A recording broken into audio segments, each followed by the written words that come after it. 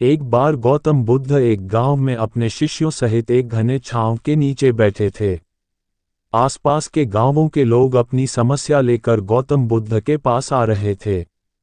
गौतम बुद्ध उन सब की परेशानियों का समाधान देते हैं।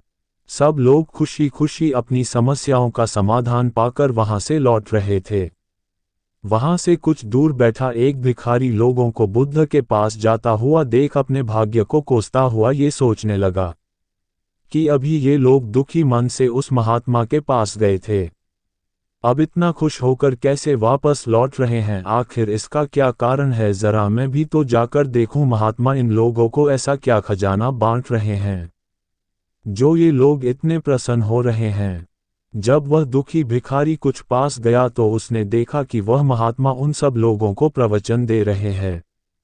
ये देखकर भिखारी की तीव्र इच्छा हुई कि क्यों न मैं भी इन महात्मा को अपना दुख बताऊं, मुझे भी अपने दुख का समाधान अवश्य मिलेगा। फिर क्या था, समाधान की लालसा लिए वह भिखारी गौतम बुद्ध के पास पहुंचा और हाथ जोड़कर प्रणाम करते हुए बोला, हे महात्मा, मैं भी लोगों की मदद करना चाहता हूं, लेकिन मेरे पास मदद करने के लिए कुछ भी नहीं है। मैं बहुत गरीब हूं, मेरे पास न तो पैसे हैं और न ही कोई ऐसी चीज़ जिससे मैं लोगों की मदद कर सकूं। मैं चाहकर भी किसी की मदद नहीं कर सकता, मुझे भगवान ने इतना गरीब क्यों बनाया है। हे महात्मा, मुझ पर कुछ कृपा करो। इतना कहकर भिखारी रोने लगा।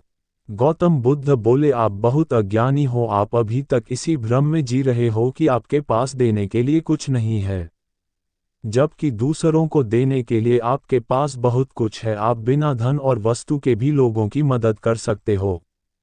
तुम्हारे पास जुबान है जिससे तुम मीठे शब्द बोलकर किसी दुखी चेहरे पर मुस्कान ला सकते हो। इन्हीं शब्दों की ताकत से तुम किसी भी टूटे हौसलों को फिर से मजबूत कर सकते हो।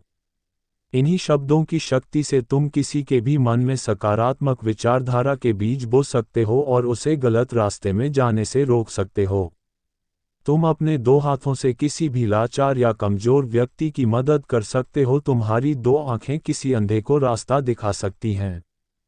तुम किसी के लिए दुआ कर सकते हो, उनके बिगड़े हुए काम फिर से सही हो जाए। तुम किसी के अच्छे स्वास्थ्य की कामना कर सकते हो, लेकिन अज्ञानता बस तुम इस बात को समझ नहीं पाए। किसी की मदद करने के लिए धन और वस्तु का होना अनिवार्य नहीं है। बिना धन और वस्तु से हम लोगों की कई प्रकार की मदद कर सकते हैं। गौतम बुद्ध के ज्ञान से भरे हुए शब्द सुनकर भिखारी के चेहरे पर मुस्कान आ गई और वह वहां से खुशी खुशी झूमता हुआ चला गया। इस कहानी से हमें ये सीखने को मिलता है कि आजकल बहुत से लोग यही सोचकर दुखी हैं कि मेरे पास ये नहीं है वो नहीं है, बल्कि जो अपने पास है उसी में संतुष्ट रहना चाहिए और जितना हो सके लोगों की मदद करना चाहिए।